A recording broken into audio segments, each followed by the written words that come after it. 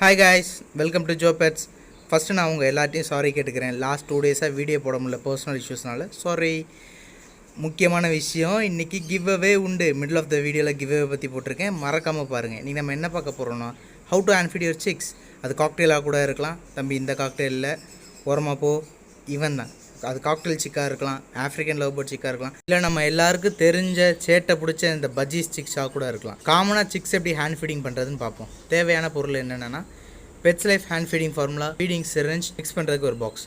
Pets life hand feeding formula தான் இப்போ மார்க்கெட்டில் இருக்கிறதுல ஒன் ஆஃப் த பெஸ்ட்டுன்னு சொல்லலாம். எல்லா இடத்துலையும் அவைலபிளாக இருக்கும், உங்களுக்கு ப்ரைஸ் அஃபோர்டபுளாக இருக்கும். அதை விட முக்கியமாக உங்களுக்கு நல்ல ரிசல்ட் கொடுக்கும். பேர்ட்ஸுக்கு நல்ல வைப்ரண்ட் கலர், ஃபெதர் க்ரோத், ஒரு 15 டேஸில் அடையாளமே தெரியாமல் பேர்ட் மாறிடும். அதை விட மெயினாக உங்களுக்கு நல்ல கிளாரிட்டி கிடைக்கும். நம்ம பேர்டுக்கு நல்ல ஃபுட்டு தான் கொடுக்குறோன்னு சொல்லி தயவு செஞ்சு சத்து மாவு கொடுக்காதீங்க. பேர்டு எடுத்து வளர்க்கணும்னு முடிவு பண்ணிட்டீங்க, ஒரு 200 250 ரூபா செலவு பண்ணுறதுல தப்பு இல்லை. அடுத்து என்ன தேவைன்னு பார்த்தீங்கன்னா, ஹேண்ட் ஃபீடிங் சிரிஞ்ச். நீங்கள் நார்மல் சிரிஞ்ச் கூட யூஸ் பண்ணலாம், பட் இதில் கொடுத்தீங்கன்னா உங்களுக்கு கொஞ்சம் வேஸ்டேஜ் கம்மியாக இருக்கும். ஹேண்ட் ஃபீடிங் சிரிஞ்சோட நாசில் உங்களுக்கு ரொம்ப சின்னமாக இருக்குது, உங்களுக்கு எடுக்க கஷ்டமாக இருக்குதுன்னு தோணுதுன்னா, உங்களுக்கு எந்த சைஸ் கம்ஃபர்டபுளாக இருக்கோ அதுக்கேற்ற மாதிரி கட் பண்ணிக்கோங்க.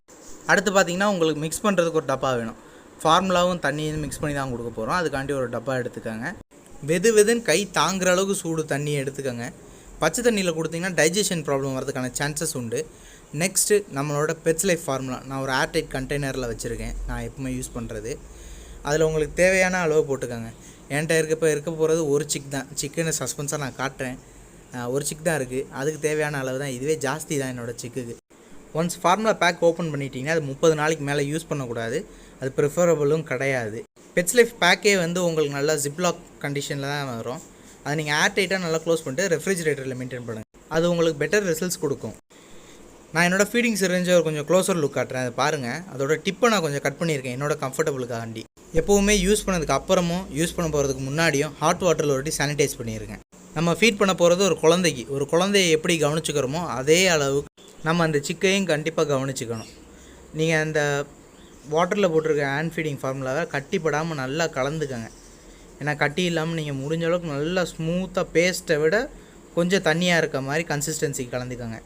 கன்சிஸ்டன்சி ப்ராப்பராக வந்ததும் சிரிஞ்சில் எடுத்துக்கோங்க. சிரிஞ்சில் எடுக்கும் போது ஏர் பபுள் இல்லாமல் முடிஞ்ச அளவுக்கு கன்ஃபார்ம் பண்ணிக்கோங்க. ஏர் பபுள் இருந்துச்சுன்னா பேர்டுக்கு ஹெல்த் இஷ்யூஸ் வர்றதுக்கு ரொம்ப நிறைய சான்சஸ் இருக்குது. பொறுமையாக நீங்கள் ஒரு 2 நிமிஷம் எக்ஸ்ட்ரா ஆனாலும் ஏர் பபுள் இல்லாமல் இந்த மாதிரி நீட்டாக எடுத்துருங்க. இப்படி கொடுக்கும்போது நீங்கள் முடிஞ்ச அளவுக்கு பேர்டுக்கு எங்கெங்கெல்லாம் ப்ராப்ளம் வருமோ அதெல்லாம் ஸ்டார்டிங்லேயே சார்ட் அவுட் பண்ணிட்டீங்கன்னா பேர்டுக்கான ஹெல்த் இஷ்யூஸ் வரவே வராது. நம்ம ஹீரோ என்ட்ரி ரட்டா ரட்டா ரட்டா.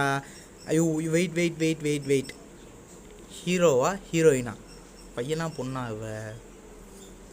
கன்ஃபியூஷன். சரி, ஓகே, வெறும் என்ட்ரி யாருன்னு பார்த்துருவோமா? நம்மளோட பஜ்ஜீஸ் சிக்குக்கு தான் இப்போ நம்ம ஹேண்ட் ஃபீட் பண்ண போகிறோம்.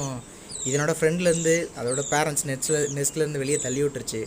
அதனால் என்னை ஆர்டர் பண்ணி வளர்க்க சொன்னால், அதனால் நான் இதை எடுத்து ஃபீட் பண்ணலான்னு சொல்லி எடுத்து இவனை வச்சு ஃபீட் பண்ணிகிட்ருக்கேன். இதுக்கு முன்னாடி நான் காக்டெயில்ஸ்லாம் ஃபீட் பண்ணியிருக்கேன், பஜ்ஜீஸ் இப்போ தான் ஃபஸ்ட் டைம் பண்ணுறேன். அதனால் கொஞ்சம் நர்வஸாக தான் இருக்குது, பரவாயில்ல பண்ணலாம்.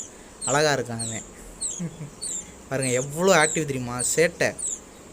நல்ல பசிலையும் இருக்கான் பாவம். இப்படி தான் ஃபுட் கொடுத்து ஒரு 3 ஹவர்ஸுக்கு மேலே ஆச்சு, அதனால் ஹெவி பசியில் அவங்க பாருங்கள் கையை போட்டு பிச்சு சாப்பிட்றது. நல்ல ஆக்டிவான பேர்டு. இது என்கிட்ட கொடுக்கும் போது அவ்வளோ மோசமான கண்டிஷனில் இருந்துச்சு. கால் ஃபுல்லாக அதோட பூ போட்டி நினச்சி பார்க்க முடியாத அளவுக்கு மோசமாக இருந்துச்சு. முடிஞ்ச அளவுக்கு க்ளீன் பண்ணி இவனை ஹெல்த்தியாக வச்சுருக்கேன். இப்போ பாருங்கள் எவ்வளோ அழகாக இருப்பாங்க. நீங்கள் உங்கள் பேர்டு பசியாக இருக்குன்னு இப்படி கூட கண்டுபிடிக்கலாம். அதோட மதர் ஃபீட் கொடுக்குற மாதிரி வாயில் வச்சிங்கன்னா அந்த ஃபீட் எடுக்கிற மாதிரி அழகாக ஹெட்டை ஷேக் பண்ணும். சர்ப்ரைஸ்! இது கிவ்அவேக்கான நேரம். நம்ம அன்றைக்கி சொன்ன மாதிரியே இன்டர்னல் ஃபில்டர் கிவ்அவேவாக கொடுக்க போகிறோம். அக்வாஸ்டார் பிராண்டிங்கில் உள்ள இன்டர்னல் ஃபில்டர். நம்ம சேனலில் இந்த அளவுக்கு சப்போர்ட் பண்ணுறவங்க எல்லாருக்கும் நன்றி தெரிவிக்கும் விதமாக தான் அதை கொடுக்குறோம். இதில் எப்படி பார்ட்டிசிபேட் பண்ணுறதுன்றதை நான் சொல்கிறேன். அதுக்கு முன்னாடி உங்கள் எல்லாருக்கும் இன்னொரு இடம் நான் தேங்க் பண்ண ரொம்ப விரும்பிக்கிறேன். ஒரு ஸ்டார்டிங் சேனலாக இருந்தால் நீங்கள் எனக்கு இவ்வளோ சப்போர்ட் பண்ணுறீங்க. ரூல்ஸ் என்னென்னு பார்த்துடலாம். இப்போ கிவ்அவேக்கான ரூல்ஸ்: ஃபஸ்ட் லைக் பண்ணுங்கள், சப்ஸ்கிரைப் பண்ணுங்கள், அதை விட மெயினாக வீடியோ குவாலிட்டி எப்படி இருக்குது, நல்லா இருக்கா இல்லையான்னு சொல்லி கமெண்ட் பண்ணுங்கள்.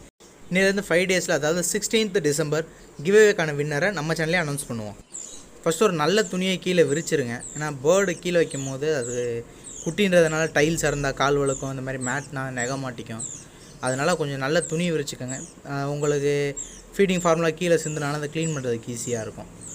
ஸோ தட் நெக்ஸ்ட்டு பேர்டை ஒரு பொசிஷனுக்கு கொண்டு வாங்க. கண்டபடி பிடிச்சிருந்தீங்கன்னா அது வளைஞ்சு உங்களுக்கு அதை ஹேண்டில் பண்ணுறது ரொம்ப கஷ்டம். காக்டெயில் சிக்கனாக கூட கொஞ்சம் ஓரளவுக்கு பண்ணலாம். அது பஜ்ஜீஸ்ன்றதான் ரொம்ப பொடிசாக இருக்குது. ஓகே, நான் கஷ்டப்பட்டு தான் ஃபீட் பண்ணுறேன். காக்டெயில் கொடுத்தோன்னா உங்களுக்கு பார்க்க ஈஸியாக தெரியும், ஃபீட் பண்ணுறது இவ்வளோ ஈஸி தானான்னு தோணும். ஒரு பஜ்ஜீஸ் சிக்கன் சேலஞ்சான விஷயத்தை காமிச்சா தான் உங்களுக்கு அது ஹேண்ட் ஃபீட் பண்ணுறது கொஞ்சம் கஷ்டம் மீன்ஸ் பண்ணிடலாம், எல்லாராலையும் முடியும். ஆனால் கொஞ்சம் பொறுமை தேவைன்றதை காட்டுறதுக்காண்டி கொஞ்சம் பஜ்ஜீஸ் சிக்கை வச்சு நான் பண்ணுறேன். பாருங்கள் எவ்வளோ அழகாக சாப்பிடுது பாருங்கள். ஒரு பொசிஷனில் நீங்கள் சிக்கை கொண்டு வந்துட்டிங்கன்னா வேலையே முடிஞ்சிச்சு. எவ்வளோ பொறுமையாக நீங்கள் கொடுத்தீங்கன்னா அழகாக சாப்பிடும். அது மூச்சு விடுறதுக்கு மட்டும் கேப் கொடுங்க, ஒரேடியாக ஏற்றிடாதீங்க. கொஞ்சம் ஸ்லோ பை ஸ்லோவாக ஸ்டெப் பை ஸ்டெப்பாக கொடுங்க. ஃபுட்டு மூக்கில் வந்துடாமல் பார்த்துக்கோங்க. அதே அளவுக்கு ஓவர் ஃபீடும் பண்ணிடாதீங்க. ஓவர் ஃபீட் பண்ணாலும் மூச்சு முட்டி இறக்கிறதுக்கான சான்சஸ் உண்டு. மூக்கு வழியாக வந்தாலும் பேர்ட்ஸ் இறக்கிறதுக்கான சான்சஸ் உண்டு. அதனால் இதில் மெயினாக பொறுமை மட்டும்தான் ரொம்ப அவசியம்.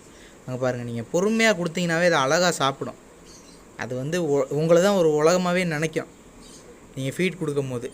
அப்படின்றப்ப நம்ம அதை முடிஞ்ச அளவுக்கு கேர் பண்ணி ஒரு 5 நிமிஷம் எக்ஸ்ட்ரா அதுக்கு செலவு பண்ணுறது தப்பு இல்லை. இந்த சைஸில் கீழே விட்டு விளாட வேண்டாம். இந்த சைஸில் விளாண்டிங்கன்னா அதுக்கு எனர்ஜி இருக்காது பேர்டுக்கு. இப்போ அதை நல்லா சாப்பிட்டு தூங்குகிற டைம் இது. எவ்வளோக்கெவ்வளோ பேர்டு ரெஸ்ட்டில் இருக்கோ அவ்வளோக்கெவ்வளோ க்ரோத் இருக்கும். ஃபீடிங் கொடுக்கணும், ரெஸ்ட்டில் இருக்கும். இங்கே பாருங்கள், நம்ம பேர்டு இப்போ ஃபுல்லாக சாப்பிட்டான். இது ஃபுல்லாக சாப்பிட்ருச்சுன்றதை எப்படின்றத காட்டுறேன். இருங்க, எடுக்க வர மாட்டேங்குது, நகை மாட்டிக்கிச்சு.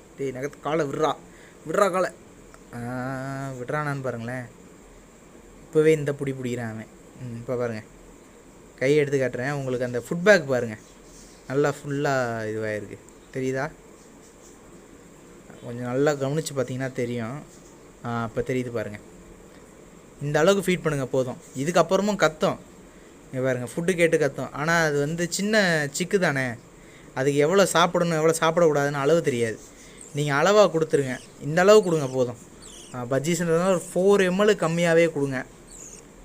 கொடுத்துட்டு ஒரு 3 hours கேப் ரொட்டீனில் ஃபீட் பண்ணிகிட்டே இருங்க. இப்போ நான் கொடுத்ததுக்கும் நெக்ஸ்ட் ஃபீடுக்கும் கேப் 3 hours தான் இருக்கும். ஓகே கேஸ், இவனை அவனோட வீட்டில் விட்டுடலாம். இவனுக்கு என்ன பேர் வைக்கலான்னு சொல்லுங்கள். இதோட இந்த வீடியோவும் எண்டுக்கு வருது. கமெண்ட்டில் மறக்காமல் வீடியோ குவாலிட்டி எப்படி இருக்குன்னு சொல்லுங்கள். அதே மாதிரி இவனுக்கு என்ன பேர் வைக்கலான்றதையும் சொல்லுங்கள். இவனை பற்றி நம்ம சேனலில் நான் அப்டேட்ஸ் கொடுத்துக்கிட்டே இருக்கேன், மறக்காமல் பாருங்கள். கிவ்அவேல மறக்காமல் பார்ட்டிசிபேட் பண்ணுங்கள். Until then, by.